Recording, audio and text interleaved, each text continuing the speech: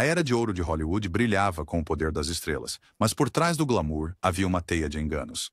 22 atores dessa época esconderam ou alteraram suas verdadeiras origens étnicas para se encaixar no molde dos estúdios, trocando autenticidade por oportunidade. Suas identidades secretas moldaram carreiras, destruíram reputações e os forçaram a enfrentar o custo da fama. Fique atento enquanto revelamos essas verdades ocultas. Inscreva-se e ative o sino para mergulhar nos segredos mais sombrios de Hollywood. Marilyn Oberon. No auge da era de ouro dos anos 1930, Marilyn Oberon encantou nas telas com sua beleza exótica e seu sotaque britânico elegante. Nascida Stella Marlowe O'Brien Thompson em Bombaim, em 19 de fevereiro de 1911, ela era filha de uma família de raça mista, tudo isso escondido sob uma persona inglesa cuidadosamente construída. Os executivos de estúdio em Londres e Hollywood insistiram que ela apagasse qualquer indício de herança indiana, chegando ao ponto de fabricar um local de nascimento galês e uma nova data de nascimento para os comunicados de imprensa. Por anos, Oberon viveu com um medo constante de ser exposta, tanto que alterou fotografias de família e se recusou a visitar parentes na Índia. Não foi até uma biografia de 1970 por Charles Hyam que sussurros sobre suas verdadeiras origens se espalharam nos tabloides. Essa revelação lançou uma sombra agridoce sobre seu legado. O público se sentiu traído e a própria Oberon admitiu que lamentava o segredo mantido por toda a vida. Ainda que sua carreira nunca tenha recuperado totalmente o prestígio, ela permaneceu um ícone de glamour. Suas atuações em A Vida Privada de Henrique VIII e O Morro dos Ventos Uivantes ainda são celebradas. A traição de suas próprias raízes tornou-se um subenredo trágico de uma vida vivida em ficção forjada em estúdio. Rita Hayworth. Nascida Margarita Carmen Cancino em 17 de outubro de 1918 no Brooklyn, Rita Hayworth veio de uma família de dançarinos espanhóis. No entanto, à medida que ela subia nas fileiras da MGM, o chefe do estúdio Louis B. Mayer insistiu que ela americanizasse sua imagem. Seus cabelos escuros foram tingidos de castanho avermelhado, seu sobrenome foi encurtado, e os comunicados à imprensa apagaram qualquer menção às origens andaluzas de seu pai. A reinvenção de Hayworth valeu a pena. Ela se tornou a deusa do amor, estrelando em Gilda e encantando milhões. Mas a mentira foi mais profunda do que mudanças cosméticas. Hayworth temia que o status de imigrantes de seus pais prejudicasse sua carreira. Então, ela insistia publicamente que era de descendência puramente americana. O segredo foi mantido até o final da década de 1950, quando colunistas de fofocas investigaram seu passado. Exposições em tabloides mancharam brevemente sua imagem, mas a essa altura ela já havia consolidado seu poder de estrela. As ondas de choque forçaram Hayworth a confrontar sua herança em entrevistas, adicionando, em última análise, uma camada de vulnerabilidade que humanizou sua persona fora das telas. Sua luta tornou-se tão cativante quanto qualquer atuação no cinema. Anthony Quinn, ator mexicano-americano.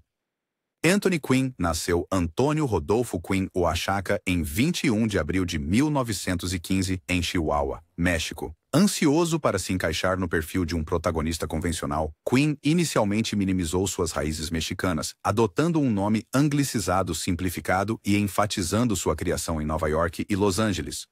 Quando ele conquistou seu primeiro Oscar por Viva Zapata, em 1952, o público ainda o via como um camaleão, igualmente à vontade interpretando gregos, nativos americanos e árabes, em vez de um talentoso mexicano orgulhoso. Só nas entrevistas na década de 1960 que Quinn abraçou abertamente sua herança, falando francamente sobre o preconceito que enfrentou nas primeiras audições. A revelação conquistou uma nova geração de fãs e o público latino-americano, embora alguns insiders de Hollywood admitissem que se sentiram enganados. Profissionalmente, a mudança teve poucas desvantagens. A carreira de Quinn decolou, rendendo-lhe um segundo Oscar por Sede de Viver e uma reputação como um dos gigantes mais versáteis do cinema. Sua jornada da ocultação para embaixador cultural continua sendo uma das redenções mais inspiradoras de Hollywood. César Romero.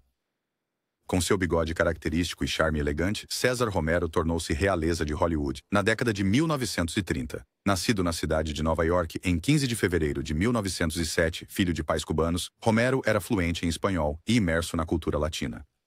E ainda no início de sua carreira, os estúdios insistiram que ele escondesse qualquer traço de sua herança cubana, ensinando-o a falar apenas em inglês com sotaque e a evitar a imprensa espanhola. Romero até legalmente anglicizou seu nome de César Júlio Romero para César Júlio Roberts para a faturação do estúdio, uma alteração discretamente revertida uma vez que ele provou seu apelo de bilheteria. Na década de 1940, um colunista de fofocas descobriu suas raízes cubanas. Romero respondeu organizando eventos de caridade bilíngues, transformando a exposição em uma chance de celebrar a cultura dele. Os críticos elogiaram sua transição graciosa, e jovens latinos lotaram os cinemas para vê-lo em filmes como The Gay Falcon. Apesar de uma breve onda de ceticismo de fãs que se sentiram enganados, a carreira de Romero perdurou por décadas, incluindo uma atuação memorável como o Coringa na série de TV Batman. Sua capacidade de reivindicar e exibir sua herança tornou-se um modelo para outros atores de cor em busca de reconhecimento. Ramón Novarro, ídolo mexicano das matinês. Ramón Novarro chegou a Hollywood em meados da década de 1920 como um jovem estrangeiro com uma voz ressonante e traços clássicos.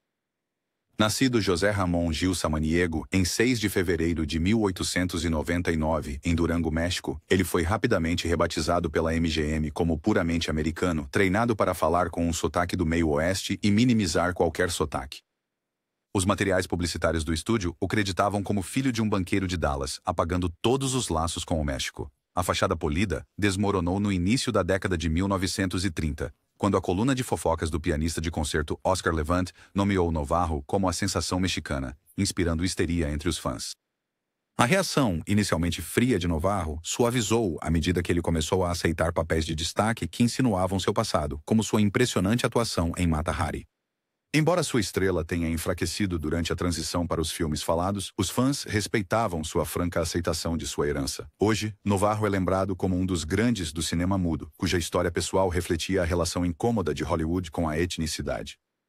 Maria Montez. Maria Montez, nascida Maria África Grácia Vidal em 6 de junho de 1912 em Barahona, República Dominicana, iluminou aventuras em Technicolor com um toque exótico. Quando a Universal Pictures a contratou no início da década de 1940, disseram a Montez para interpretar uma americana e eliminar qualquer traço de inflexão latina em sua voz. As notas de imprensa a descreviam como vinda de lugar nenhum em particular, uma mulher misteriosa, ignorando suas raízes caribenhas. O segredo de Montez foi desvendado apenas após uma entrevista em Paris, em 1952, revelar seu local de nascimento dominicano. A revelação alimentou manchetes de tabloides, algumas a descartando como enganosa, outras aplaudindo sua ascensão de origens humildes. Tragicamente, sua carreira atingiu o auge pouco antes de sua morte prematura em 1951. Ela nunca recuperou totalmente sua narrativa na tela, mas a presença ousada e brilhante de Montez perdurou, inspirando estrelas latinas posteriores a exigir verdade e autenticidade em Hollywood. Sua vida breve e brilhante permanece como um testemunho, tanto do fascínio quanto do custo das identidades fabricadas. Dolores del Rio. Antes de se tornar a personificação do glamour na década de 1920, a Hollywood Dolores del Rio era Maria de los Dolores Asunsolo López Negrete, nascida em 3 de agosto de 1904 em Durango, México. Descendente de uma rica família de fazendeiros, ela chegou a Los Angeles em 1925, ansiosa para seguir a carreira de atriz. No entanto, os executivos dos estúdios temiam que o público americano não aceitasse uma protagonista com um nome e origem hispânica inconfundíveis. Eles a incentivaram a simplificar seu nome para Dolores del Rio, minimizar sua nobre herança mexicana e falar com um sotaque gentil e neutro. Os materiais de imprensa até inventaram um nascimento na Califórnia. Na tela, Del Rio brilhou em filmes mudos como Ressurreição e Voando para o Rio. Mas fora da tela, ela vivia isolada de suas raízes culturais. Para manter a ilusão, ela evitava círculos de língua espanhola, treinava-se para eliminar qualquer traço de seu sotaque e destruía cartas de infância que continham o vernáculo mexicano. Seu segredo perdurou até o final da década de 1930, quando uma revista de escândalos expôs sua aristocracia mexicana e fluência bilíngue. Longe de manchar sua reputação, a revelação transformou Del Rio em uma ponte cultural. Ela retornou ao México para estrelar no cinema da Era de Ouro e tornou-se uma defensora das artes latino-americanas em Hollywood. Abraçar sua identidade dupla deu maior profundidade ao seu trabalho, desde sua atuação luminosa em Maria Candelaria até seus papéis posteriores em Hollywood. A jornada de Del Rio do ocultamento ao orgulho não só enriqueceu seu legado, mas também abriu caminho para futuras gerações de atrizes latinas. Ramón Novarro. José Ramón Gil Samaniego, que o mundo veio a conhecer como Ramón Novarro, nasceu em 6 de fevereiro de 1899 em Durango, México. Quando a MGM descobriu sua aparência marcante e presença magnética na tela após o sucesso de Ben-Hur, A Tale of the Christ, os executivos temeram que o público americano rejeitasse suas origens estrangeiras. Eles instruíram Novarro a adotar um sotaque do meio-oeste e a afirmar publicamente que Dallas era seu local de nascimento. Seu sotaque mexicano foi discretamente apagado por treinadores de diálogo. Os kits de imprensa do estúdio o reformularam como filho de um banqueiro do Texas, e qualquer menção à sua vida familiar no México foi removida da máquina de publicidade. Novarro sofreu o isolamento de uma vida dupla. No set, ele mantinha uma fachada americana, enquanto em privado ansiava por casa, falando espanhol apenas em sussurros. Sua estrela acendeu com papéis em Scaramouche e The Barbarian, mas o peso do engano se tornava mais pesado. Em 1931, o colunista de fofocas Walter Winchell insinuou as raízes mexicanas de Novarro, e rumores circularam entre os fãs. Novarro, sempre o profissional consumado, reconheceu gentilmente sua herança em entrevistas selecionadas, mas resistiu a revelar totalmente a verdade, por medo de perder sua imagem cuidadosamente criada. Em meados da década de 1930, à medida que os filmes falados amadureciam e o público exigia autenticidade, Novarro lentamente recuperou sua identidade. Ele defendeu produções com temas mexicanos e participou de eventos culturais, recuperando seu nome de nascimento em correspondências pessoais e, mais tarde, nos créditos. Embora sua proeminência em Hollywood tenha diminuído, sua transição de exílio oculto para figura cultural orgulhosa garantiu seu status como uma estrela latina pioneira, lembrada não apenas por seus triunfos na era do cinema mudo, mas também pela coragem que teve ao revelar seu verdadeiro eu. Anna May Wong. Anna May Wong, nascida Wong Liu-tsung em 3 de janeiro de 1905, no Chinatown de Los Angeles, enfrentou um Hollywood hostil a artistas não brancos. Como a primeira estrela de cinema sino-americana, ela lutou por papéis principais na década de 1920, apenas para ser relegada a exotismo e estereótipos. A MGM e a Paramount pressionaram-na a adotar um nome artístico anglicizado, Anna May Wong, e a enfatizar qualquer herança ocidental, por mais tênue que fosse, em entrevistas à imprensa. Ela era apresentada como uma beleza da Califórnia com uma misteriosa ascendência europeia, enquanto seu verdadeiro passado como filha de pais imigrantes chineses era minimizado para torná-la mais aceitável para o público branco. A carreira de Wong decolou no exterior, onde as indústrias cinematográficas britânica e alemã acolheram seu talento. Ao retornar aos Estados Unidos, ela se recusou a perpetuar a narrativa fabricada e insistiu em retratos autênticos de personagens asiáticos. Essa resistência lhe custou papéis cobiçados. Marlene Dietrich conseguiu o papel da espiã nascida em Xangai, em Shanghai Express, que muitos presumiam que iria para Wong. Cansada da duplicidade dos estúdios, Wong abraçou publicamente sua herança em entrevistas de 1938, denunciando o racismo de Hollywood e defendendo uma representação asiática precisa. A revelação gerou tanto admiração quanto reação negativa. Alguns fãs que desconheciam suas raízes chinesas sentiram-se enganados, enquanto outros elogiaram sua coragem. Embora frustrada com o ritmo lento das mudanças, a postura de Wong lançou as bases para as futuras gerações de atores asiático-americanos. Seu legado perdura não apenas em suas atuações na tela, como no inovador Piccadilly, mas em seu compromisso inabalável com a autenticidade, mesmo ao custo de sua própria carreira. Leslie Caron. Leslie Caron, nascida em 1º de julho de 1931, em Boulogne-sur-Mer, França, encantou Hollywood como a elegante ingênua em Um Americano em Paris. Para os fãs americanos, ela era uma descoberta parisiense que falava inglês impecável sem nenhum traço de sotaque, suas origens francesas romantizadas em vez de escrutinadas. Na realidade, Caron aperfeiçoou seu inglês em sessões secretas com treinadores de dialeto contratados pela MGM, que também a aconselharam a afirmar que nasceu em Nova York ao falar com a imprensa. Essa desinformação ajudou Caron a conseguir papéis em Lili e Gigi, consolidando-a como uma estrela versátil. No entanto, a portas fechadas, ela falava francês ao telefone, escrevia cartas para os pais em francês e, ocasionalmente, escorregava para sua língua nativa no set, o que levava a refilmagens rápidas e lembretes para manter o sotaque americano. A farsa desmoronou em meados da década de 1950, quando uma revista de fãs publicou fotos espontâneas de Caron, cumprimentando jornalistas franceses, com despedidas carregadas de sotaque. Em vez de se esquivar, Caron aproveitou o momento para celebrar sua herança, dando entrevistas sobre seu treinamento de balé parisiense e história familiar. Sua autenticidade genuína ressoou com o público que admirava sua arte, desde os piruetas na sala em forma de L até suas atuações dramáticas posteriores no cinema francês. Enquanto alguns executivos de estúdio reclamavam da imagem quebrada, o poder de estrela de Caron só cresceu. Ela demonstrou que o verdadeiro talento transcende origens artificiais, inspirando atores em todo o mundo a abraçarem suas raízes em vez de escondê-las. John Garfield. Nascido Jacob Julius Garfinkel em 4 de março de 1913, nas ruas difíceis do Bronx, John Garfield incorporou o realismo áspero do filme noir dos anos 40. Judeu por herança, Garfield mudou seu nome sob pressão dos chefes de estúdio que temiam que o antissemitismo diminuísse seu apelo. A publicidade inicial o descreveu como de nenhuma etnia específica, um rótulo amplo projetado para torná-lo uma figura americana universal. Biografias de estúdio apagaram sua criação em favelas, substituindo-a por uma narrativa de raízes modestas do meio-oeste.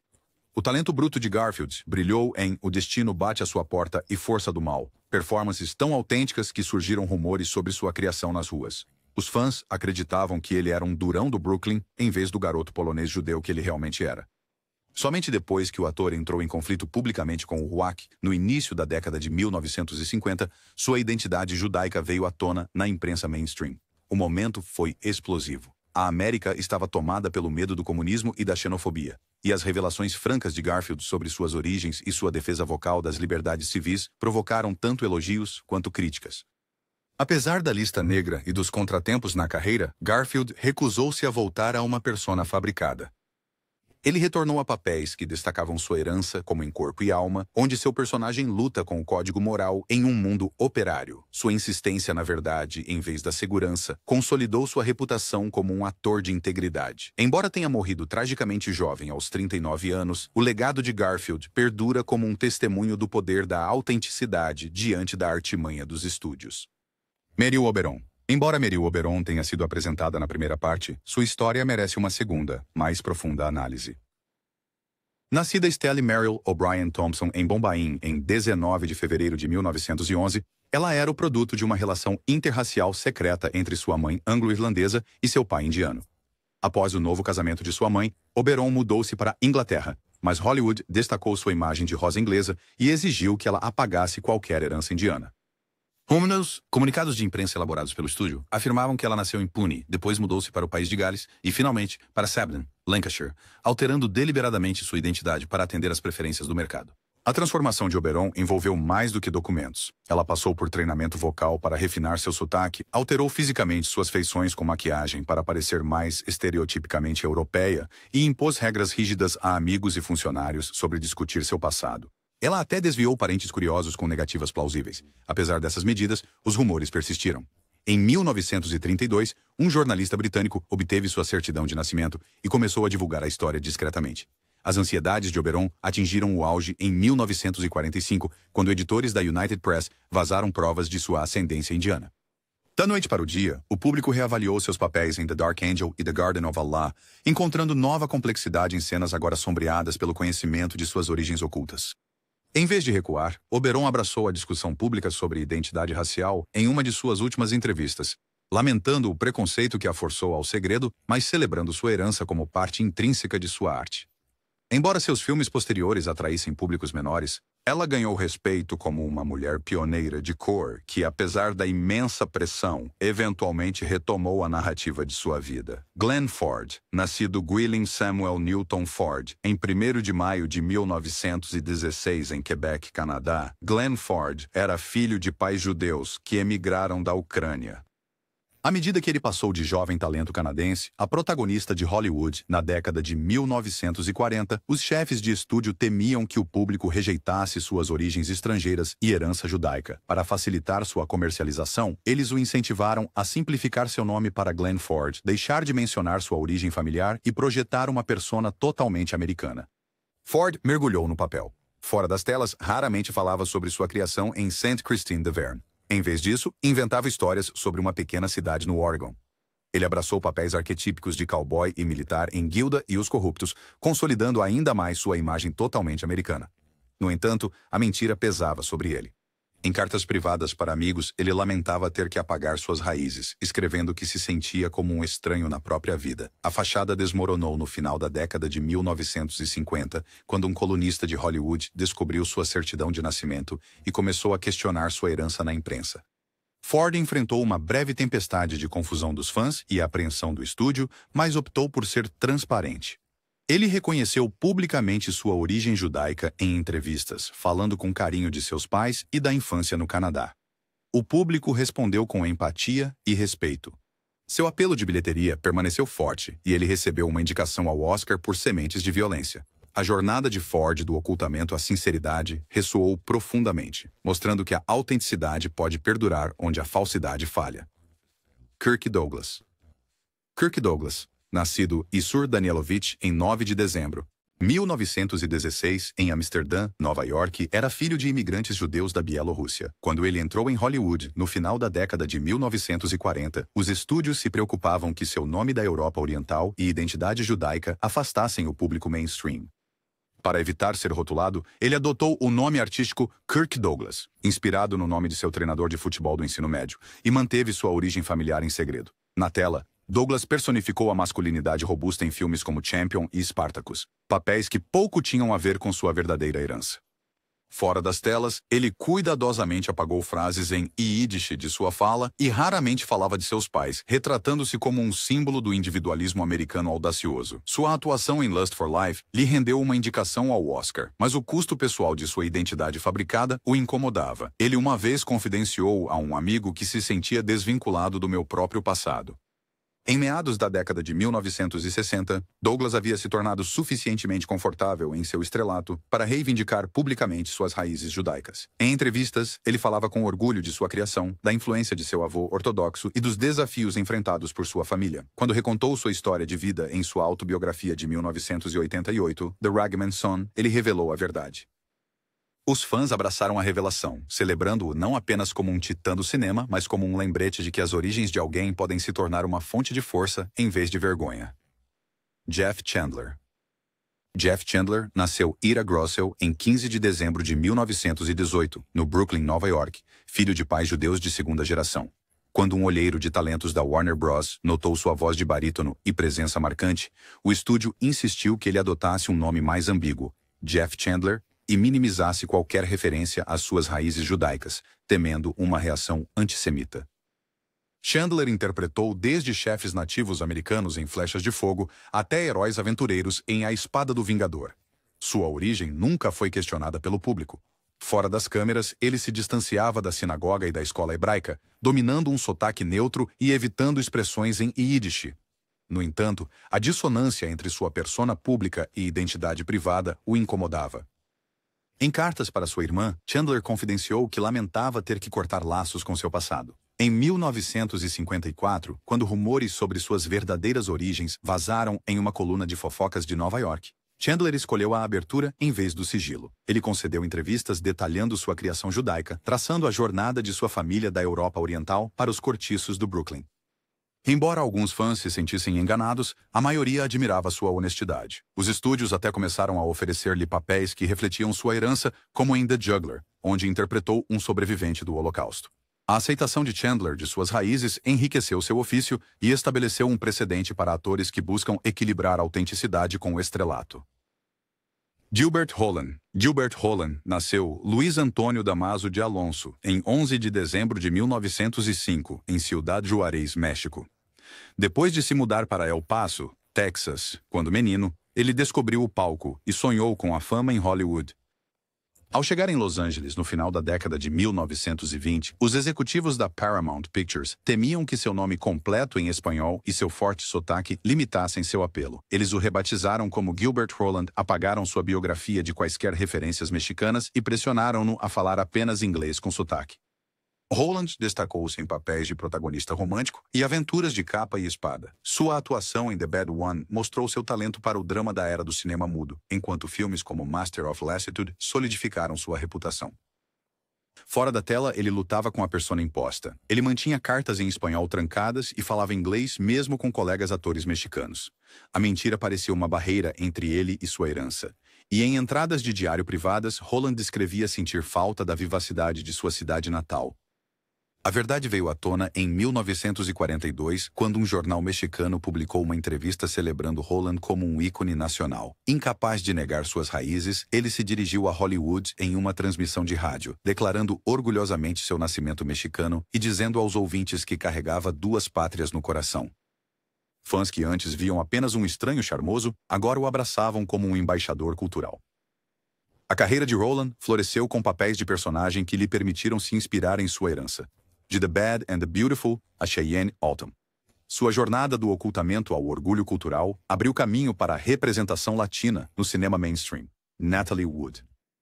Natalie Wood nasceu Natalia Nikolaevna Zakharenko em 20 de julho de 1938, em São Francisco, filha de pais imigrantes russos. Ela entrou em Hollywood aos 4 anos e a publicidade do estúdio logo anglicizou seu nome para Natalie Wood, omitindo qualquer indício de suas raízes eslavas. Seus primeiros papéis em Milagre na Rua 34 e Juventude Transviada a retratavam como a garota da porta ao lado, uma imagem que os estúdios temiam que entrasse em conflito com seu passado estrangeiro. Wood aprendeu diligentemente a falar sem nenhum traço de sotaque, mesmo ao conversar em casa. Ela minimizou as histórias de seus pais fugindo da Rússia soviética, adotando em vez disso uma biografia fabricada de charme de cidade pequena americana. No entanto, à medida que amadurecia como protagonista, a disparidade tornou-se sufocante. Em entrevistas privadas com amigos, ela falava sobre sentir-se sem raízes e desejava se reconectar com o passado de sua família. Em 1962, durante uma coletiva de imprensa em Londres, um jornalista descobriu sua certidão de nascimento e os registros de imigração dos pais, levando Wood a confrontar a verdade publicamente. Ela aproveitou a oportunidade para celebrar sua herança russa, dando entrevistas sobre aulas de balé e escolas ao estilo soviético e o conforto da culinária tradicional russa. O público respondeu calorosamente. Suas performances em West Side Story e Splendor in the Grass ganharam uma ressonância mais profunda, infundidas com a autenticidade que ela havia suprimido por tanto tempo. A corajosa aceitação de suas origens por Wood destacou que o estrelato não precisa exigir o apagamento das próprias origens. Edward G. Robinson. Edward G. Robinson nasceu Emanuel Goldenberg em 12 de dezembro de 1893 em Bucareste, Romênia, em uma família judia.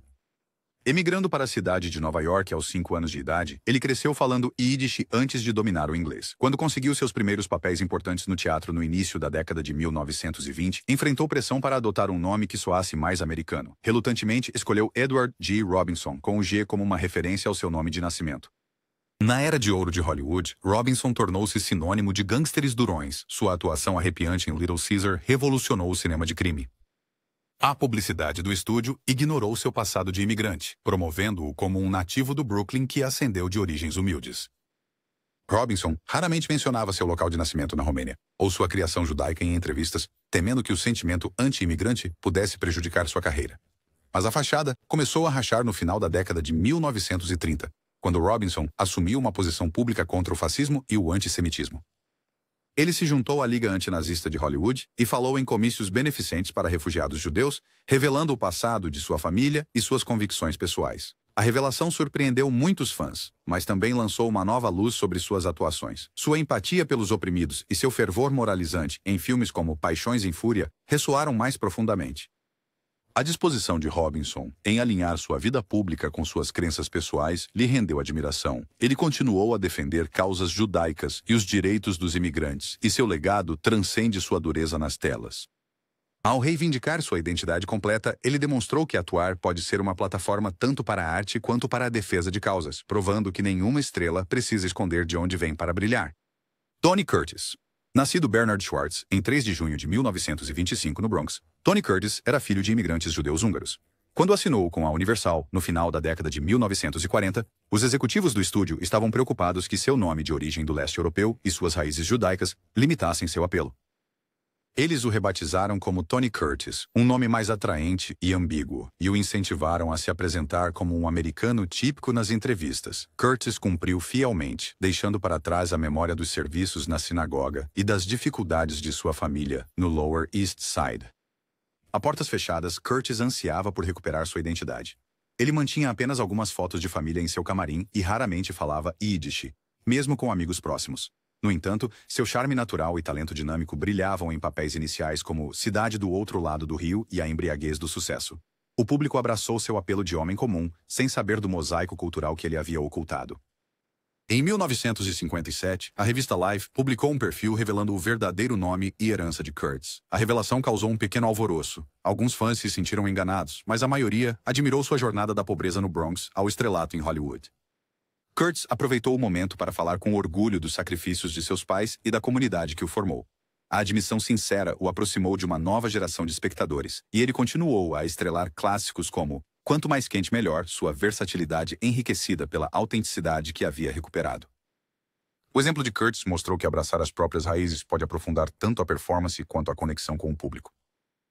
Lauren Bacall. Nascida Betty Joan Persk em 16 de setembro de 1924 no Bronx, Lauren Bacall era filha de pais judeus imigrantes do que hoje é a Bielorrússia. O chefe de estúdio, Harry Warner, temia que Persk soasse muito étnico, então ele sugeriu Lauren Bacall como nome artístico, uma identidade elegante e ambígua, que mascarava sua herança. Bacall concordou, e nos estilos de publicidade, ela foi retratada como uma garota do meio-oeste, descoberta por acaso, suas raízes da Europa Oriental, cuidadosamente omitidas. No set, ela adotou uma voz sem sotaque e sedutora, que se tornou sua marca registrada em Uma Aventura na Martinica. Fora das telas, Bacall distanciou-se das tradições de sua família. Ela evitava reuniões de feriados judaicos e falava de sua infância apenas em termos vagos e românticos. No entanto, em cartas privadas, confessou ao amigo Humphrey Bogart que se sentia à deriva sem um firme senso de pertencimento. No início da década de 1950, um perfil da Broadway investigou seu passado, revelando seu nome de nascimento e a história de sua família. Em vez de recuar, Bacall escolheu a honestidade. Em uma entrevista de 1952 para uma revista, ela falou calorosamente sobre a resiliência de seus pais e a riqueza cultural de sua criação. Os fãs responderam com entusiasmo, achando sua franqueza tão cativante quanto sua presença na tela. A carreira de Bacall floresceu em filmes como Key Largo e Como Agarrar um Milionário, suas performances ressoando com uma nova profundidade. Ao reivindicar sua identidade, Bacall provou que a autenticidade poderia coexistir com o glamour de Hollywood. Yul Brynner nasceu Yuli Borisovich Brynner em 11 de julho de 1920 em Vladivostok, Rússia, em uma família suíço-russa. Depois de se mudar pela Europa e estudar balé em Paris, ele chegou a Nova York em 1941 e rapidamente chamou a atenção de Hollywood. Os executivos temiam que seu nome e sotaque eslavos confundissem o público americano, então sugeriram Yul Brynner, retirando o E-I do seu primeiro nome e anglicizando seu sobrenome. As biografias da imprensa então afirmaram que ele nasceu na Suíça, ignorando quaisquer laços russos. Brynner dominou um sotaque inglês neutro e cultivou uma aura de mistério internacional. Sua aparência exótica e postura autoritária o tornaram perfeito para épicos grandiosos como O Rei e Eu. Fora das câmeras, no entanto, ele escrevia poesia em russo e mantinha uma correspondência calorosa com parentes no exterior. Seus diários pessoais revelam um homem dividido entre o personagem que criou no palco e a pátria que deixou para trás. Em 1957, quando a revista Life publicou um artigo detalhado sobre seu passado, Brynner optou pela transparência. Ele apareceu na televisão para compartilhar memórias de sua infância no extremo oriente russo e explicar as dificuldades de sua família durante a guerra. O público ficou fascinado. Sua herança russa adicionou um novo fascínio às suas interpretações de reis e líderes. A franqueza de Brynner valeu a pena. Ele ganhou um Oscar por O Rei e Eu e permaneceu uma atração de bilheteria por décadas. Ao abraçar suas origens, Brynner enriqueceu seu legado como uma estrela global e um orgulhoso filho da Rússia. Ricardo Cortez. Ricardo Cortez, nascido Jacob Krantz em 23 de setembro de 1899 no Lower East Side de Nova York, era filho de imigrantes judeus da Áustria-Hungria. No final da década de 1920, a Fox Studios procurava um amante latino para rivalizar com Rudolph Valentino. Krantz se encaixava no perfil, mas somente se adotasse um nome de som espanhol e fabricasse uma origem hispânica. Assim, Ricardo Cortez nasceu anunciado como o filho de olhos escuros de um aristocrata espanhol. Cortez prosperou em dramas mudos como The Black Watch e nos primeiros filmes falados como Alibi. O público acreditava em seu falso charme latino. Ele falava inglês com sotaque e até se treinava em maneirismos espanhóis. No entanto, fora das telas, ele falava apenas inglês e passava as noites nos centros comunitários judaicos de Manhattan, longe do estilo ibérico que retratava. Em 1932, um jornal de Nova York publicou uma reportagem de primeira página revelando seu verdadeiro nome e origem. Esperando indignação, Cortez ficou surpreso quando os fãs se uniram a seu lado, encantados por seu magnetismo na tela, independentemente de sua origem. Ele respondeu concedendo entrevistas nas quais contava sua criação como imigrante, desde cortiços lotados até os primeiros palcos de vaudeville. Hollywood, impressionada por sua honestidade e apelo de bilheteria, continuou a escalá-lo em papéis diversos, detetives, malandros, até personagens shakespearianos. A carreira de Cortez se estendeu por 4 décadas, evoluindo para papéis respeitados de personagem em filmes como Key Largo e Brooklyn's Finest. Ao transformar uma persona fabricada em uma plataforma para a autenticidade, Ricardo Cortez demonstrou que o talento transcende a origem e que o público, em última análise, abraça a verdade em vez da artifício. Essas histórias de identidades ocultas nos lembram que o brilho de Hollywood muitas vezes esconde sacrifícios dolorosos. De heranças roubadas a orgulho recuperado, a jornada de cada ator revela o custo da fama. Se você achou essas revelações reveladoras, não se esqueça de compartilhar com todos os amigos e se inscrever para mais contos não contados de Tinseltown.